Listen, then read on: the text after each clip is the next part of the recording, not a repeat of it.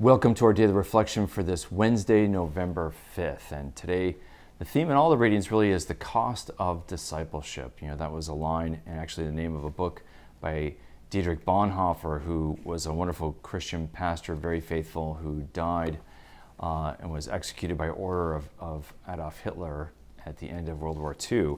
And he was a great witness to Christian faith. And he talked about there's no cheap grace. We have to realize that to follow Christ could be costly, right? And that's what Jesus is telling his disciples. He's being very clear and open about this, transparent about that cost of discipleship. And so he says that in the gospel. And one of the first things, and he'll say a series of things about the cost of discipleship. The first one he says, anyone who doesn't, hate, no one can come to me, right, as my disciple, without hating his father or his mother or his wife and his children, his brothers and sisters, and even his own life.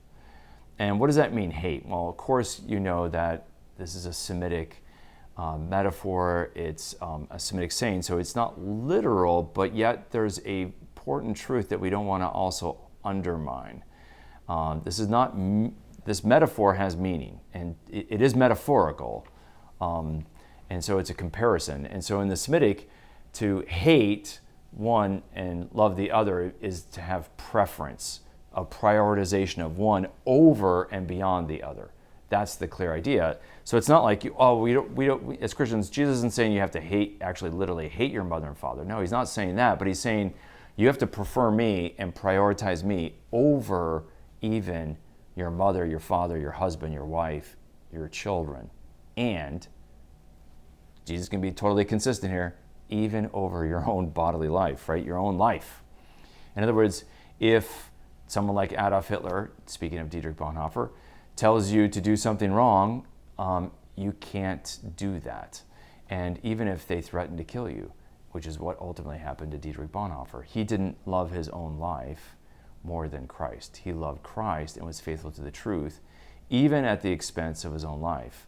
And you can think of even other great saints like St. Thomas More. His wife told him to say the oath and come home, and she was distressed and distraught. And he could have obeyed his wife, just like Job could have obeyed his wife. But he didn't. He obeyed God first. He loved his wife, but he loved God more. And that's what Jesus is saying here. It's challenging, and that's why he uses this really disruptive imagery. If you're going to follow God and put God first, God has to be first. He can't be second, third. You can't love your kids more than Jesus. You can't love your spouse more than Jesus. And that is hard because we have a natural affinity, affection, and love. And by loving our spouse, our parents, our children, we're really loving ourselves. And that's what Jesus also says. You can't even love yourself more than me. You have to love me first, above and beyond everything else. That's the point. It's a poignant one. It's a powerful one. It's a stark one. But that's what Jesus says. And that's why he says, he who would follow me must deny himself, take up his cross, and follow me.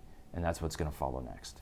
And so we have to know that there's a denial of self, but it's for God. And that's the cost of discipleship. And then, of course, in Paul's letter to the Romans, he talks about fulfilling the law and how the key to fulfilling the law is loving our neighbor as ourselves, right?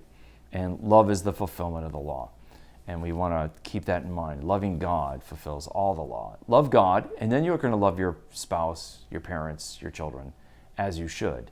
But that is as you should, ordered with God first. So if God's not in the first place, nothing in our life is in its right place. Let's remember that and pray for that or proper ordering in our lives. May the Lord bless and keep you.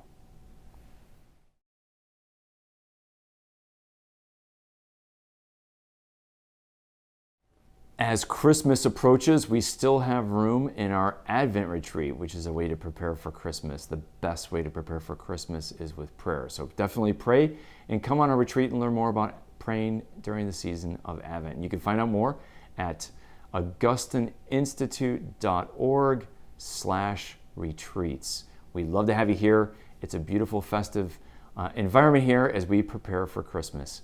I hope to see you. God bless.